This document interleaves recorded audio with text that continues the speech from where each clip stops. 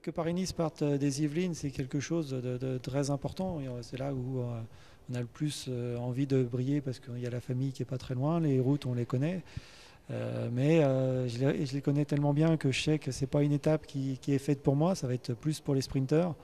Même s'il peut avoir du vent et faire de grosses différences, il va falloir faire attention. Et s'il y a un groupe d'une quarantaine, souvent il y a toujours un qui va plus vite que moi. Toute la famille va être là pour m'encourager et puis j'espère bien quand même briller et faire quelque chose. Si on peut la gagner, on essaiera.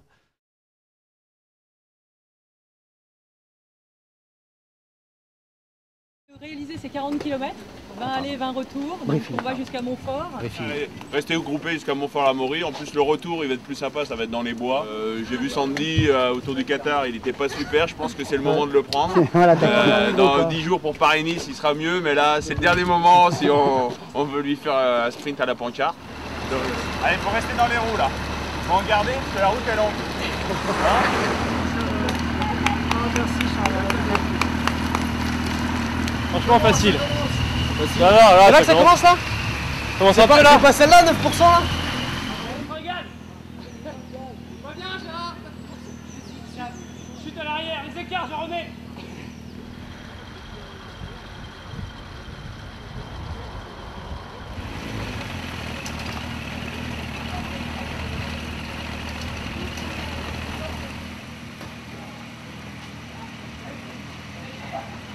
Monsieur Planquino, maire de Montfort-la-Maurie. Enchanté. Vous arrivez par où? Par les pavés. On peut pas échapper aux pavés. C'est un espèce de macaron.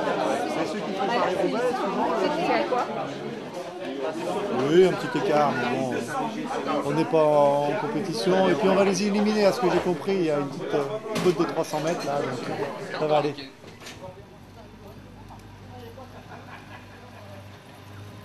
Allez, c'est parti là, c'est parti. Allez, on fait le cinéma. Allez. Alors que Patrick Chassé fait partie des échappés.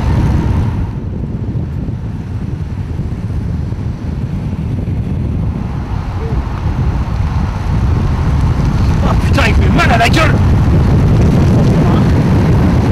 Bon là, ah merde, attends, je suis encore à l'antenne.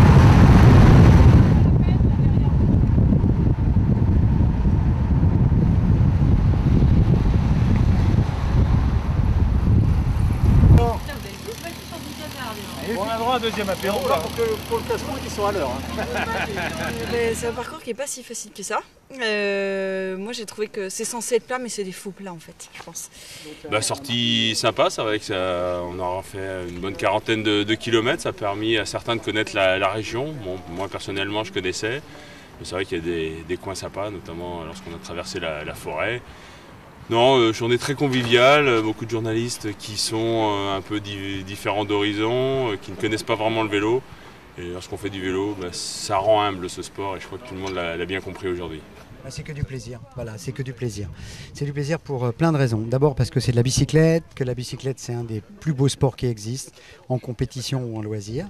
Là en plus, la deuxième raison c'est qu'on fait ça entre amis. Et la troisième raison, c'est qu'on est dans un appartement. C'est presque un appartement tellement c'est confortable. Mais c'est vrai que le 78, c'est extraordinaire pour faire du vélo. C'est un département où il y a tout. Il y a à la fois les grandes lignes droites avec le vent éventuellement pour jouer avec. Il y a les bois, il y a les montées, les descentes. Il y a plein de belles maisons. Il y a des chevreuils, il y a des biches, il y a du golf. Il y a tout ce qu'il faut ici. Donc c'est une merveille. Rendez-vous le 5 et 6 mars à Oudan pour du vélo. Je vais essayer de venir le samedi pour faire les randonnées. Ouais, je vais voir selon l'emploi du temps, parce que ça serait plutôt sympathique de revenir et de revoir Oudan avec toute l'animation qu'il y a autour pour le départ du Paris-Nice. Ouais.